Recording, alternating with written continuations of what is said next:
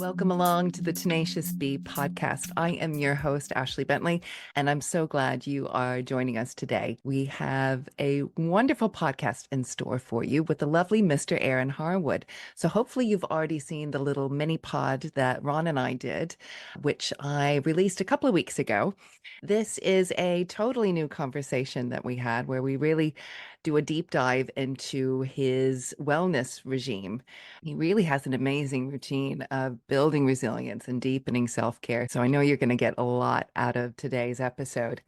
I'd like to first thank the sponsor of the podcast, Integrative Coaching, Breathwork, and Hypnotherapy, a multidisciplinary, holistic approach to wellness.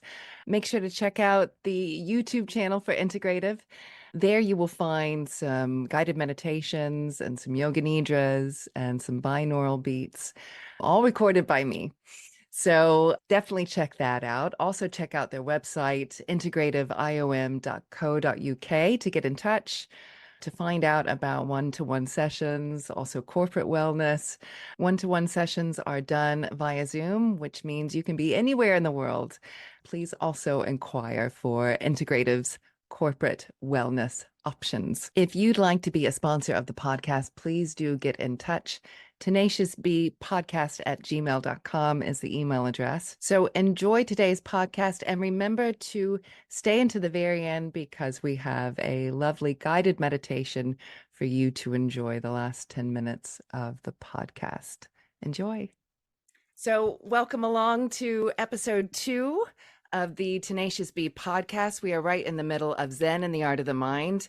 I have a very lovely guest for you all to enjoy today. I've got a nice little introduction I'm going to read out for you. So, ladies and gentlemen, it is with great pleasure that I introduce our esteemed guest for today's podcast, the lovely Mr. Aaron Harwood.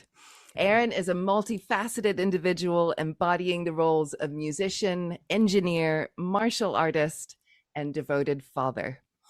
Born and raised here on the Isle of Man, his journey into the realm of music began at a young age as he found inspiration in the timeless melodies of his father's 1960s tapes. His musical odyssey continued to unfold, fueled by a diverse array of influences, including the eclectic sounds of Atlantic 252 that accompanied many a car journey. Although Aaron's passion for music ignited early on, it wasn't until his late teens that he ventured into the realm of songwriting.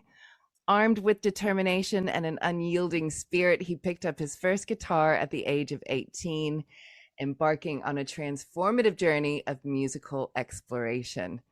And after 10 years of learning to play guitar, Aaron's dedication and perseverance paid off, culminating in the release of his debut EP, Turn Up the Rock and Roll, in 2022.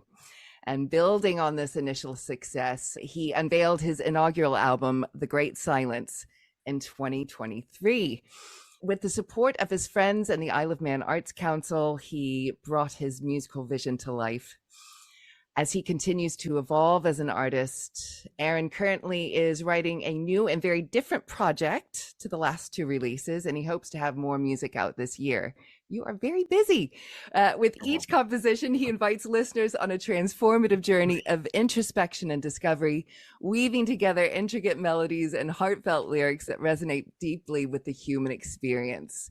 He's also extremely dedicated to personal development and personal growth, and I'm always learning new things in that regard whenever I talk with him. So I'm very much looking forward to exploring some of these today with Ron. So please join me in welcoming Aaron Harwood, a visionary artist whose passion for music and the human experience knows no bounds, and whose creative spirit continues to inspire and uplift us all. Welcome along. Wow. Thank you, Ashley. That was beautiful. Well, no, thank you. Thank you. I mean, what's so brilliant about this podcast is I get to share with the rest of the world some of the amazing conversations I've been having with some amazing people in my life, of which you are one of those people. And those of you who've already watched the mini pod that we did, we're going to follow on from that. We're not going to repeat what we spoke about in that one. So I encourage those of you who have not yet listened to that, please do, because we explore what writing music means to you and the lyrics, and sharing your personal experiences, not just for yourself and other people, but to leave a legacy for your daughter, so that she can get to know you on a really deep and personal level as she gets older. So yeah, so everybody, please watch that. Today I really want to discover and explore really all of the amazing things that you do with your personal development, because it's so cool. And we were talking about this the other day with your partner Diane, weren't we, about how we all seem to be on the personal development train, but we've got different methods that we're using. And it's really interesting to hear all about the different things that you use for building a resilience and deepening your self-care. Now, first off, I would love for you to tell the audience, how do you start your day each and every day? I know this, but I want you to tell everybody. Well, I've been developing my daily routine for a little while now. I realized it was very important. And my daily routine now encompasses the whole day rather than just a specific morning routine. But I get up, I've normally poured myself a good pint of water the evening before. So that's the first thing I do, is hydrate. And then the next thing I do is reach for the kettle. So I go for a cup of tea. While I'm enjoying that cup of tea, I like to go and put my feet out on the grass, just barefoot on the grass. I've done that in the howling wind, the rain, the snow, even recently. But Yeah. it's amazing how, I think there's a lot of research to back it up, but I'm Yeah. not sure how depth research goes. Like, it's not massive global studies. But what I find and what I know is that if I go out there with my first cup of tea of the day and I listen to the birds, and maybe not so much at this time of the year, but normally I'm quite lucky enough to see the sunrise. Even if I can't specifically see it, I can see the colours in the sky. Yeah. It's a beautiful way to start the day. Yeah. Nice and easy, relaxed. And then, yeah, what I would do then was finish my cup of tea. And the next thing on the agenda is to do some breath work. So I do the Wim Hof method, and I've been doing that on and off for like 6 or 7 years now when Yeah. I found it. And the times that I've been off are the times that I've gotten sick. Like when someone's been around me and passed something on, I'm more likely to come down with that. I'm not saying it's the holy, shield that's going to protect me from ever getting ill. What I'm saying is that's what I've noticed. And when I'm on it, when I'm doing the breath work and the cold exposure, I don't seem to get sick. I'll get a sniffle or a leaky nose or something like that. Yeah. But my daughter's ill at the moment, seem to have steered clear of that. And the last time that she was ill, her and Diane were both ill, and I didn't get sick. So Wow. I'm on it hard at the moment. I joined a club in November. Yeah. So I go there, I do a breathwork session once a week, and every other day I'm in the ice bath. So yeah, next up is the breath work. So I'll go and do that. That'll take me 15, 20 minutes. I'll breathe. And then after that, I'm normally in quite a relaxed. So it's a great time to meditate, whether that be for just 5 minutes on the floor where I am, or whether I'll go longer. I like to mix it up. And then obviously, as I've just mentioned, is the cold. So as I've started the Inner Alchemy Club, I'll be going down to there, jumping in the ice bath for a couple of minutes and then warming myself up. Fortunately, they've got a sauna, so I can warm myself up and then I can jump straight in there. And I usually take that as another opportunity to meditate. So I'll sit in there. I think I'm definitely the most regular of the members that goes. So quite often I find myself in the sauna on my own. So it's a perfect time to meditate. It's nice and Yeah. warm. It's quiet. Yeah. Just the hum of the ice bath in the background. So yeah, I feel that's more giving me a mental resilience. I've analysed all the benefits, but what I feel is you go in the cold, you do something you do not like. Nobody likes being in the cold. You go in there, you do that for 2 minutes, and you come out and you feel like you've won the world championship or something. I did that. The mental fortitude you get from that is incredible. Absolutely. Um, Yeah. Yesterday I was teaching a breathwork workshop, and that is one of that's one of the biggest, yes, there's cumulative benefits to doing this physically, but the choosing to do something deliberately activating to our nervous system, and mm, then resting in that whilst you've got loads of adrenaline coursing through, and getting comfortable with being uncomfortable, yeah, is that's what it's all about. That's the real magic, isn't it? Yeah, amazing. I feel like I choose to put myself in a stressful situation. I then have developed a technique to deal with that stressful situation. So I do that every morning, whether that's in the cold shower here or I'm going to the ice bath. So when I do end up in a stressful situation, I'm practiced. Exactly. I've got something to fall back on. It hasn't just snuck up on me and I'm completely unprepared for this. So I'm either gonna get really sad, really angry, or throw all my toys out of the pram or whatever. I've got something to fall back on that I practice every single day. If Yeah. you practice anything every day, you're going to be good at it. That's what I think. Absolutely, absolutely. And this is the problem that we're finding ourselves in the world, is we're designing our lives to be very comfortable, and we can turn on the heat when it's cold, and we can turn on the fan when it's hot, and but that's coming at a Yeah. cost. Our resilience is just so, yes, deliberately putting ourselves in a state of high arousal allows the totality of our being to get used to this. Okay, we know how to handle this. We do this every day. So when it happens, when it's not our choice, we can deal with it. Yeah, it's really crucial, and a missing link for so many people, I think. Yeah, I think it's a little bit of sort of lost magic, I'd call it, because way back in the wens when we didn't have nice warm houses with, like you say, with air conditioning and central heating and hot showers and all of that, we were out in the wilderness in the cave. That's what our bodies were used to. And that's how we coped with those stresses, because we were constantly dealing with the elements, the temperature, the threat of whatever may be nearby. Maybe in this neck of the woods, probably bears at some point. I don't know. Yeah. I don't know if we have bears here, but Yeah. certainly wouldn't have been lions. Yes, But it, yes. it yeah, we were constantly dealing with that stress and yet living the lives that we were living.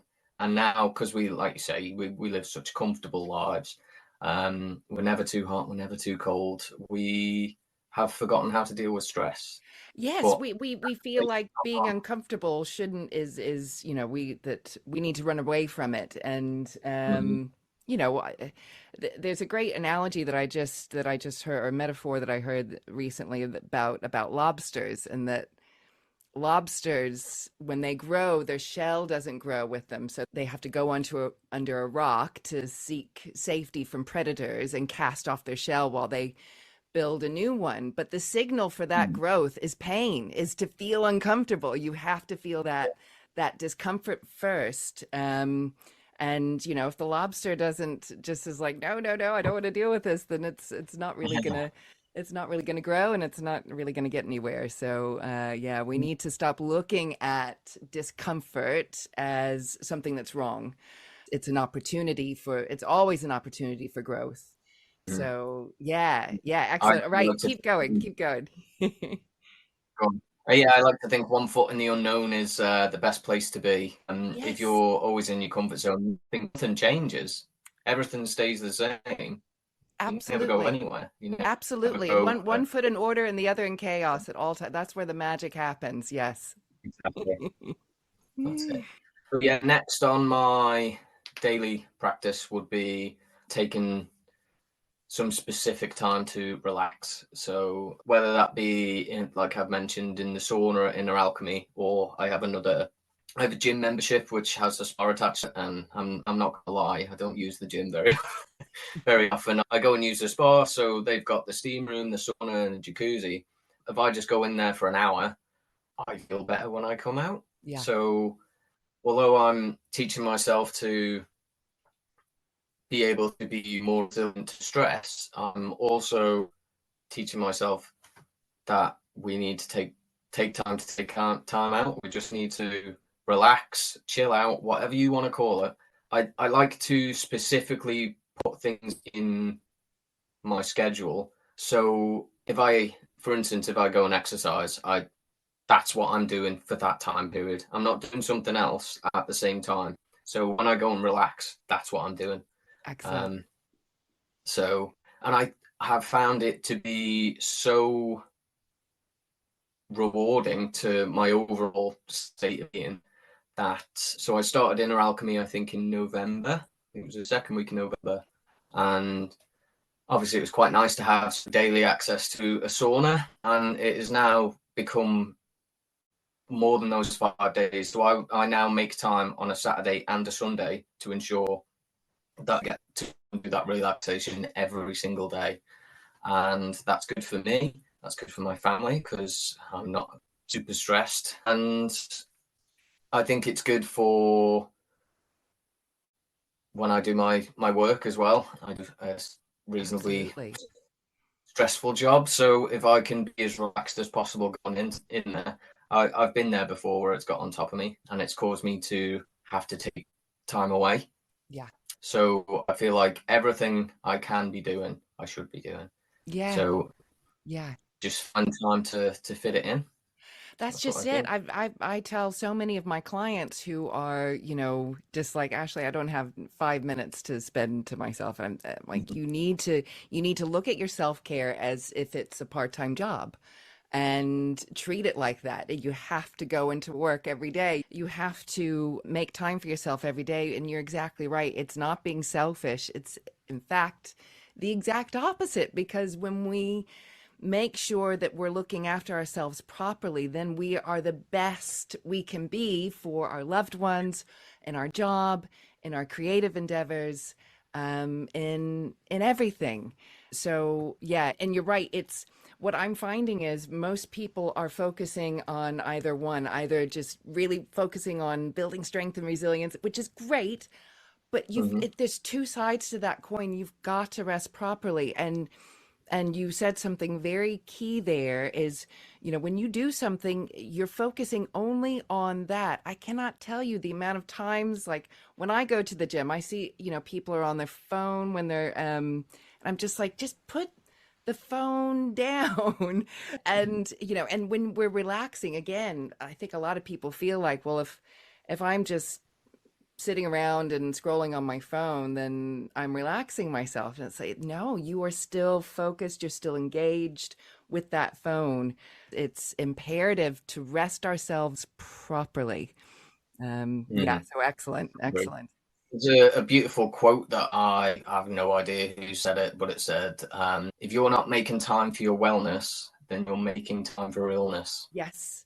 Yes. There's a meme of that I send to clients quite regularly, because it can be quite daunting when people are trying to find space for themselves and putting their needs first, and it just really highlights how often so many of us push that away. They just think, no, no, no, no, no, I need to be productive, productive, productive 24/7. And yeah, no, eventually that dam's gonna burst. So yeah, amazing, amazing. And I know one of the things that, well, I don't want to get ahead of myself. Was there anything else in your daily routine? Because I was just about to ask you about some of the things I know we wanted to hit upon today. Yeah. So the last thing that I do in my day is called the Catalyst Journal. It's Ah, not yes. something I've made up, but I tend to do that last thing in the day. So I read a series of books called The Law of One. It's, I guess, a spiritual book. It's supposed to be channeled from a higher dimensional being. To be honest, I've got no idea. It's not something I've ever experienced channeling, so it's never happened to me, and I've never seen anyone else do it. But I'm at a stage in my life where I feel like if something can't hurt me, then it's worth giving it a shot. Yeah, I haven't got that closed-minded mentality anymore. yeah, So I'll go and whirl, and then if it's not for me, hey, it's not for me. That's fine. yeah, That's yeah. absolutely no problem. We'll go and look at something else. So during my journey, found some guides on YouTube, as a lot of people do, and watched some videos. And the one thing that kept coming up between the different teachers was the law of one. So I read this book series, Channeled Higher Dimensional Being, basically explaining how the universe works, but trying to explain it in a way that we can understand.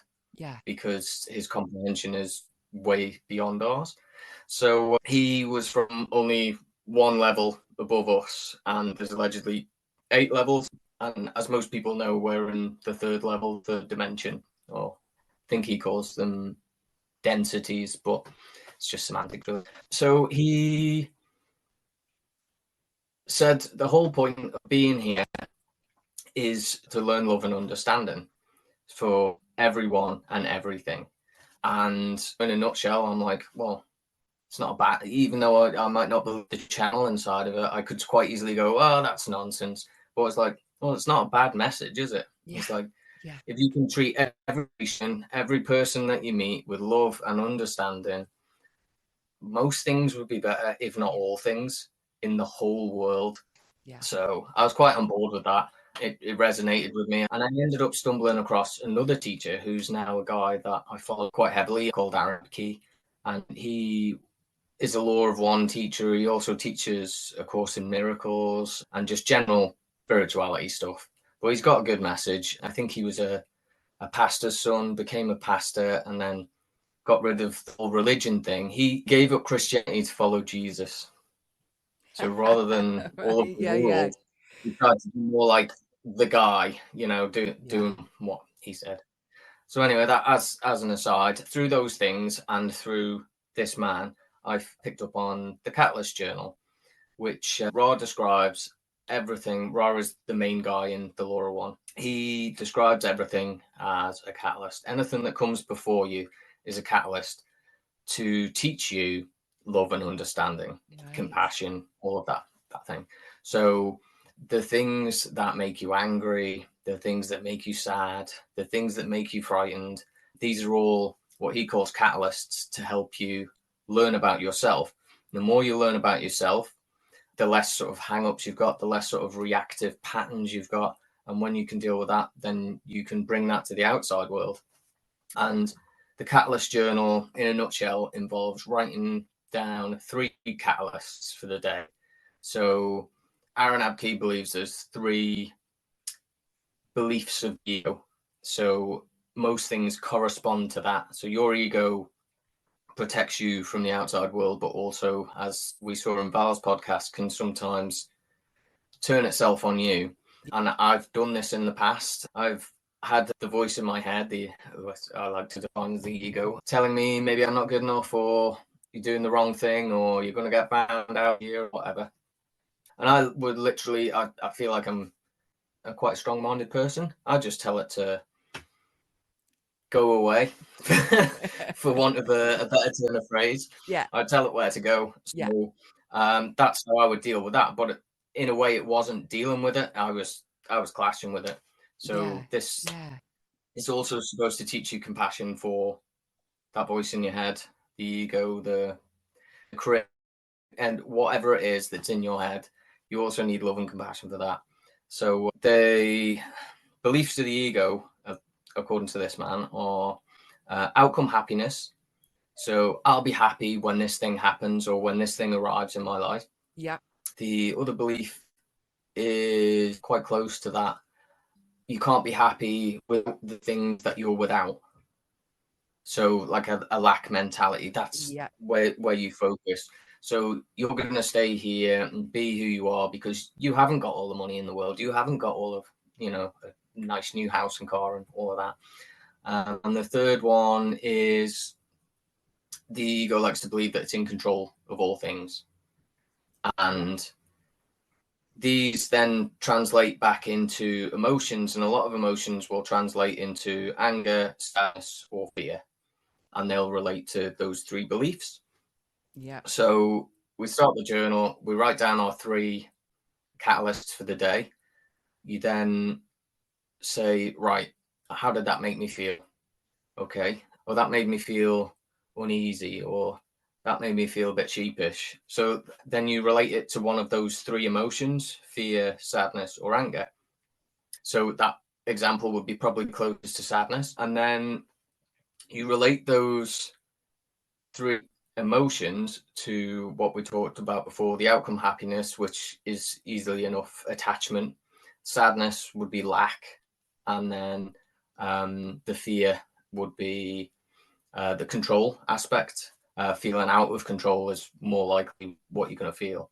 Yeah. And once you've identified what those three are, you write down a couple of lines, you identify the feeling, you then identify what that corresponds to, the ego belief, and then you address it. And it only has to be a couple of lines. You don't have to write full. So what is this trying to show me? What is this situation trying to teach me? And then what is it trying to tell me to accept about myself? What is this asking me to forgive about myself? Yeah. And then what is this asking me to love about myself? I And just, that I normally do like an A5 page, and that will do all three. So I'm not writing vast amounts. So at the end of the day, and it almost feels like at the start you go emotions, but eventually it becomes easier. And once you start flowing with it, and you, well, I do anyway, I feel like I am forgiving myself. I am accepting myself. I'm not just writing the words down on the page. It's like, it's okay to do this. That's fine. This is how we've always done it. And we're a tiny little bit wiser now because we've written this down. yes, So I can forgive you for all of those times that you did it this way. That's yes, fine. yes. I We're in mean, this together. So I remember when you first told me about this, I remember my very first reaction was like, I don't know, because I bang the drum on, having a gratitude journal, and I still bang that drum. And I know you do too, but this takes it to another level. So my initial worry was like, if we are at the end of the day scanning our day for, the most difficult parts of our day, then that could affect how we see the world. But then once you explained it fully, it's like this takes a gratitude journal like 10 mm, levels up, because you're basically reframing the worst parts of your day into learning about yourself and reframing it into, okay, what good have I gotten from this? How has this actually gotten me closer to where I want to be?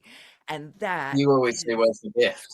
yes, yes, where's the gift? Where's the gift? I mean, it's just, yeah, so really, really, really ultimate goals. I would say, what are your thoughts? I would say for somebody who has never ventured down this road, either with a gratitude journal or anything like this, would you think possibly, I mean, obviously reading these books is a good way, but I'm wondering if a regular gratitude practice starting off first might be a good idea before you jump into this. What are your Well, thoughts? as I said, I've already modified my journal from the rigid thing that you're supposed to. I don't know how rigid it's supposed to be, but I now start with what am I grateful for, and I'll Yeah, list three things, and then I'll list my triggers, and then right. I'll do that work. Gratitude practice, I don't think can be. We can't bang that drum enough. Yeah. I recently learned a phrase, probably in the past couple of months, that I'd never heard of, called glimmers. Oh, So we've got yes. triggers, Yes. and these are the things that, oh, that makes me angry or that makes me feel sad. But glimmers are sort of the antithesis of that, like little things that come along and say, oh, that makes me happy or that makes me feel joy. And it might just be a robin landing in your garden, or you might just see a child playing somewhere and it just brings that. And those are like anti-triggers, I guess, Yeah. and keeping an eye on them is brilliant. Yes. So with Yes. my gratitude, I like to wake up in the morning and do my best, because I've struggled in the past. But my first thought, what am I grateful for? And then at the end of the day, I'm writing down three things that have made me grateful today. And then just trying to keep an eye on those little things in the day.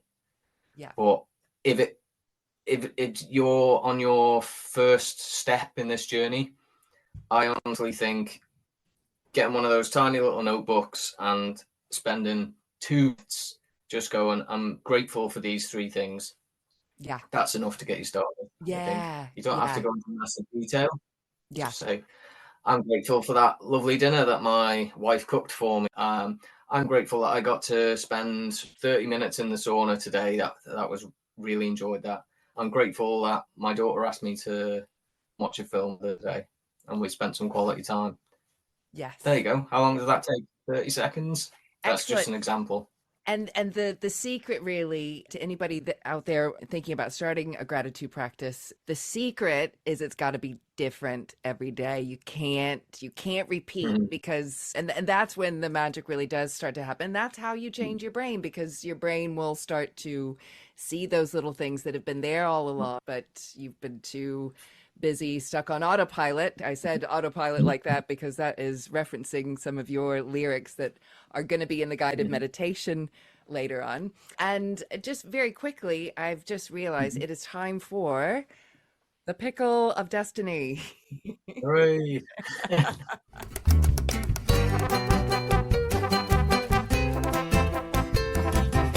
Right. Okay. So we've got a random question here that has been sent in, and please do, anybody out there, please send in your pickle of destiny questions for our guests. We keep them nice and generic so that they will fit for any guest. So today's pickle is: what is a piece of advice that you received early on in your life but ignored, only to realize later that it was true and profound? Ah. The one I actually always go back to, weirdly, is not something someone said to me, but it's a logo, All like right. a slogan, and from a very well-known brand. Just do it. Yeah. And it's weird, like how many thousands of times must I have seen that growing up on adverts and clothes and whatever, and then now I'm like, that's actually quite profound. If you just do it, then you'll find out whether or not you like it, whether or not it's for you or not, whether or not you can do it, whether or not you need practice to do it. Just do it. And yeah, I've pointed that out to a few people close to me, and they also hadn't seen the profundity in that message. Yeah. So, and that's every. Yeah, I love that. And it's funny, when in NLP we use that specific message as a really great example of when you keep something really generic, it's going to land with each person differently. And that's what makes something so simple, so profound, is that that message. And not only is it going to land differently with each person, but depending on what's going on, I mean, even within that one person, it could mean multiple different things and be used in multiple different examples, as you just rightly said. So I love that. I love that. That is excellent. Thank you. Thank you for answering the pickle of destiny today. No I problem. know we wanted to talk about a couple more things. So unwavering focus is one that you were going to touch upon. Please do tell us about this. Okay, and another of my guides that I'd found on YouTube was an ex, I think he's an ex-monk. I think he still follows it, but he's not in the monastery, called Dandapani. And he's now a spirituality teacher, is what he goes around giving seminars and stuff. And last year in January, I think I'd had his app, and it's got like a journal section, a reflection section, so you can journal things in the day, reflect on your day. But then obviously there's all the added extras so he can make a living. And he came out with, I think, 3 courses. And the first one's Unwavering Focus. And that interested me quite a lot, because there's times where I choose to be trying to do multiple things at once. And the way my job is, can almost guarantee that on a daily basis I will have to do multiple things at once. And I decided, right, I'm going to learn how to focus my attention so that I do one thing at a time, so I can do that well, make sure that's done, and move on to the next thing. So I did the course. It took me, I think, all of January, maybe a little bit into February. and it was daily lessons, just little practices. Some were mind exercises, some were physical exercises. You're not like press ups or anything, but like stuff that you do in the real world, not in your own head. Yeah.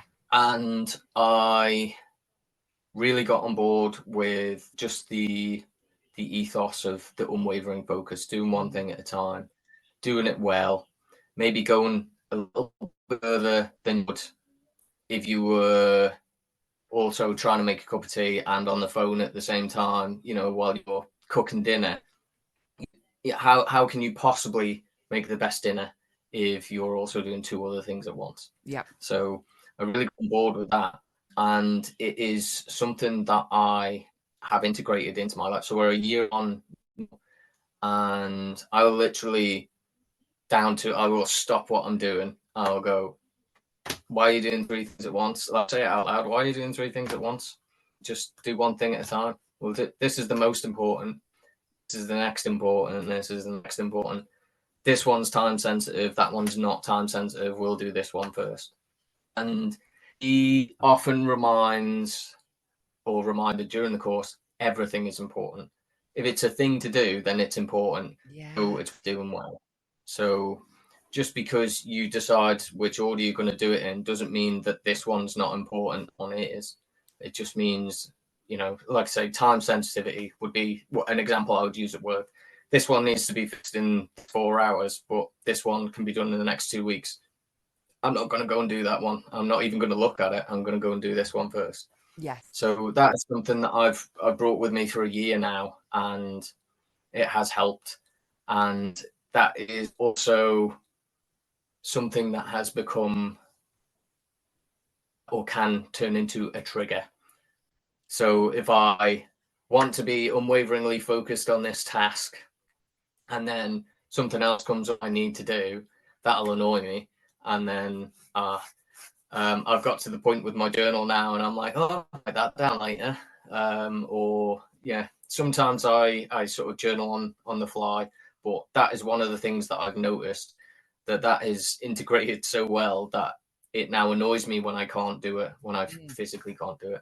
And I couldn't doing one thing at a time enough. It has really just brought a peace and an ease to doing things. There's so much less stress when you do one thing at a time. Yeah, yeah. And this is really, especially for people like myself, I've got ADHD. There's a great analogy that we use for people with ADHD. It's like we've got 20 browsers open in one go. And, there have been times in my life where I almost kind of like got off on the fact that, oh, I can do this and do this and do this. And that's also very tied up in my hurry up driver, which is a whole other conversation to have. But you're right, so when I intentionally slow myself down, and what you're also allowing when you have that focus on that one thing is it allows you to go into the flow state. You can't go into the flow state if you're doing other things, and it also allows you to be present. I think about this all the time when I do the dishes now. There's a Thich Nhat Hanh quote. It's something to do with the fact that, if you are doing the dishes to finish them so that you can do something else, then you are not really doing the dishes. You need to, yes, treat that moment as special as anything else that you do in that day. In fact, make the thing that you least want to do in your day the most mindful thing that you do. And that is turning a trigger into a glimmer, I think. So I really like that. It helps to slow us down. It helps us to be fully present in what we're doing when we focus on one thing at a time. We've been glorifying multitasking, I think, for far too long, and it's coming at a cost. So excellent. Andy Barney would argue that you can't multitask. It's actually impossible. So even if you are doing multiple things at once, at any specific 1 second, you're only doing one thing. It's your mind that's everywhere. Yes, that's such a good point. Yeah. Get yourself in alignment with what you're doing. Get that mind in aligned with the task at hand. And that's when, again, that's keeping one foot in order. Keep that one foot in order and then the other foot in chaos, and you can skate around doing that quite happily. So excellent. Let's see. So we've only got a few more minutes left. I know we wanted to talk about meditation and Wim Hof. We've kind of touched upon. We're so lucky that we've got a certified Wim Hof instructor here on the Isle of Man, and he's opened up a great facility where people can go and do their ice baths and do their breathing and do the sauna, and you incorporate your meditation within there. Do you want to tell us about the different types of meditation that you do? So yeah, like I say, ideally meditate twice a day, early and late or later. But the reality is sometimes I only get one in a day. Yeah. And it's likely after I've done my breath work, because it's very easy to just carry on lying down for another 5 minutes. Yeah. But if I get to do it, I'll do it in the sauna as well. But obviously, if there's people to interact with, that doesn't always happen. But my go-to is to sit in stillness, sit in quiet.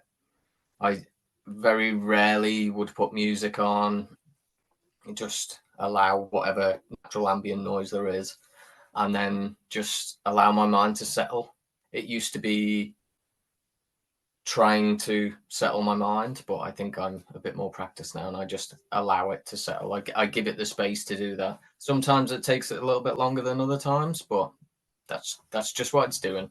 Yeah. So when that settles down, I get into quite a nice peaceful state, and I can sit there for 5 minutes, I can sit there for half an hour, depends on the day how much time I've got. And it's just a really nice way to start the day with a non-busy mind, that feeling of peacefulness, and not worrying about I've got all this to do, that to do, all these things need to happen today. It's how I want to start my day. I don't want to start stressed out, so I do the things that make sure that I'm not stressed out. I've also done a lot of guided meditations, and I really get on board with them.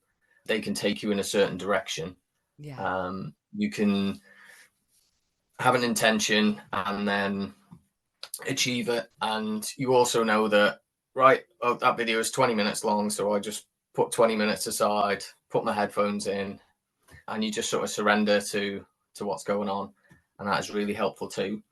My preference is the unguided, because once I get into that deep, peaceful place, I feel like that's the perfect place to ask questions, to do the inner work.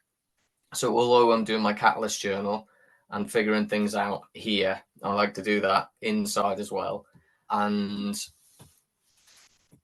I do quite often receive immediate answers, and I note down all of my answers. Some of them don't make sense at the time and then make sense a bit later, and other ones are literally as black and white as, like, would you like a cup of tea? Yes, I would. Like, it's that easy to understand. So yeah, that's my sort of trip down meditate. I'm trying to think how long I've been doing it now. So at least November, when I've been doing my inner alchemy, it's been 100% daily. Before that, I've probably been trying for 2 or 3 years to make it an actual practice, Yeah. and forgetting some days and doing other days. It's a journey. I've tried like candle meditation. I think that's where I first started, where you literally just stare at a candle and set a timer, 5 minutes, and that I then related that to the unwavering focus, and I realized I could do that without a candle. So that slipped away, because every time you stop looking at the candle, that's when your mind's gone. Yep. That's when it's not focused. So that is a good one to start with, because it's dead easy. You just need a candle and a timer, and you can go, right, I'm going to do 2 minutes. I'm just going to stare at this candle and nothing else matters. I like that. And I then, like that. Now, with the gratitude journal and the catalysts and asking yourself questions and meditation and writing these down, do you save all of these? Are you writing them in a notebook? Do you ever look back? Do they provide substance to your songwriting? I think everything provides substance to my Yeah. songwriting. Anything that I experience will put in there. But as with song lyrics, I've got a notes app on my phone. If I have an idea or an answer comes to me or anything, I think I've even got a dream journal in there, which I read back and is the most. It's like, I don't even think Rick and Morty's as crazy as some of my dreams. It's Well, it's a dream one. So I just note everything down, and then if I feel called to, I'll go back and have a look at it. yeah, But it's not something that I regularly go back to. Maybe right. something will spark the reason. I'm like, oh yeah, I remember. Oh, I had an answer about, or I had a dream about that. And then I'll go back. Yeah, But yeah. it's not a regular thing that I do. Right, right, right. Mhm.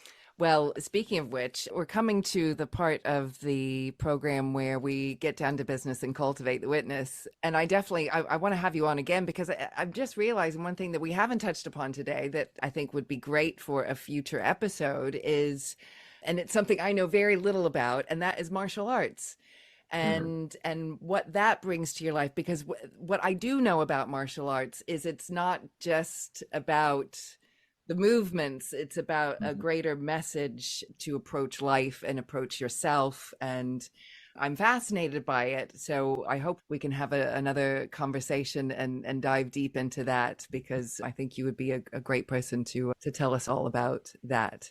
But yes, for right now, it's time to get down to business and cultivate the witness.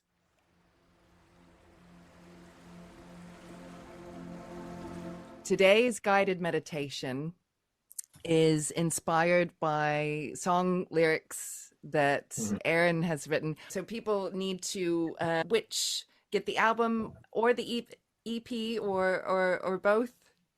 Yeah, I've recently just got hard copies, so they're available. CDs, I know not a lot of people use them, but some people like to support the artist. And all of the major streaming sites, you can just type my name in, or The Great Silence, or turn up the rock and roll, and you'll find the songs there. YouTube as well, I think they're up there. So yeah, they're available Excellent. everywhere. Excellent, excellent. Well, so I am going to do today's guided meditation with help from the amazing lyrics that you have provided me with. Mm. So, everybody who is listening, if you are driving or operating heavy machinery, please pause the recording and come back to it when you can come into stillness and gently close your eyes as soon as you are in a nice, comfortable, seated position. And with the eyes closed, take a deep breath in. And as you exhale, release any tension or stress that you might be holding on to. And allow yourself to fully arrive in this moment, embracing the stillness that surrounds you. And let's start by relaxing all of your muscles, starting with the muscles around your ears. Relax. The muscles in your forehead. Relax. The muscles around your eyes. Relax. The muscles in your cheeks. Relax. The muscles in your jaw. Relax. The muscles in your scalp. Relax. The muscles at the base of your skull. Relax. The muscles in your neck and shoulders. Relax. The muscles up and down your back. Relax. The muscles in your bottom and pelvis. Relax. The muscles in your stomach and chest. Relax. The muscles in your arms, hands, and fingers. Relax. And the muscles in your legs, feet, and toes. Relax. Good. Take some time for you. Allow these words to resonate within you. echoing the importance of self-care and introspection. Take all you can to get you through, embracing the strength and resilience that lies within.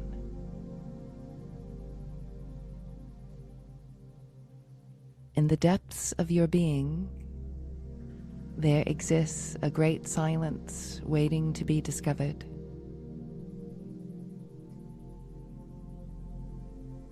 With each breath, journey inward, past the noise of the outside world, and into the sanctuary of your inner self.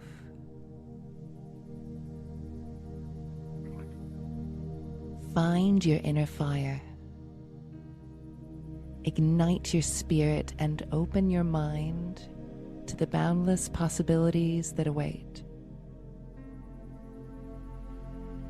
Turn your autopilot off and pay attention to the present moment. In the stillness, we cultivate the witness. We find clarity and discover the true essence of living authentically. Let go of the need to rush or push forward. Today, take it slow,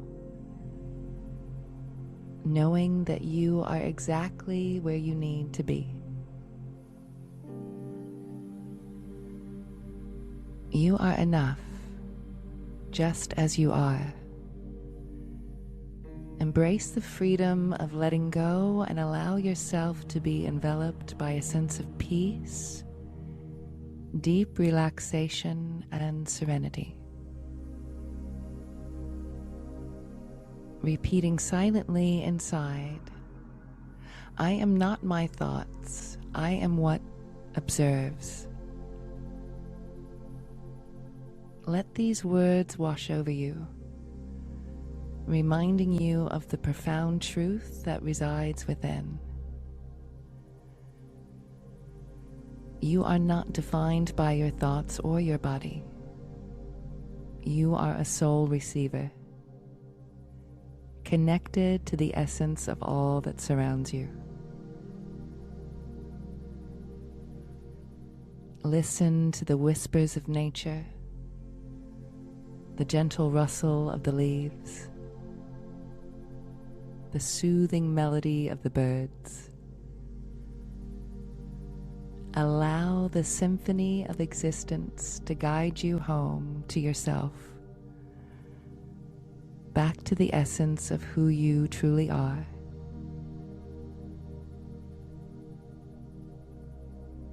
As we gently return to the awareness of our surroundings, may we carry the peace and tranquility of this journey within us, anchoring ourselves in the sacredness of each moment.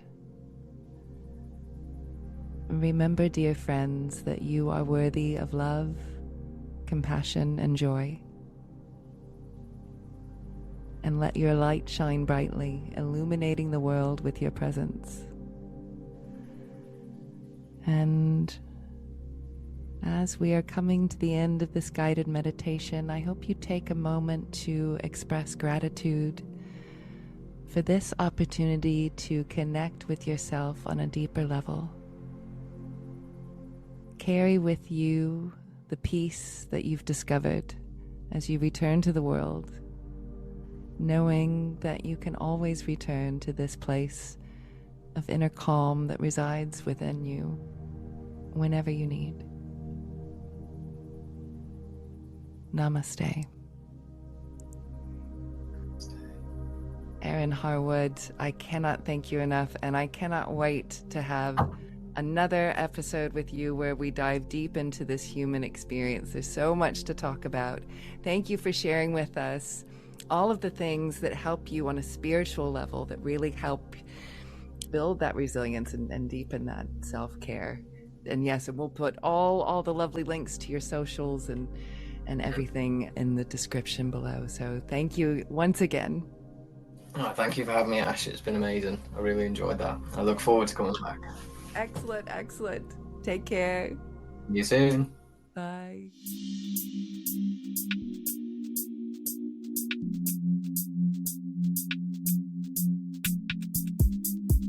If I could sing or play an instrument for you, I would sing and play an instrument for you.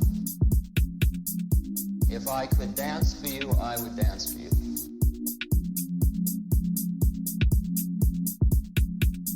If I could paint for you, I would paint for you. But my thing is words. But the problem about words is that you may listen to them.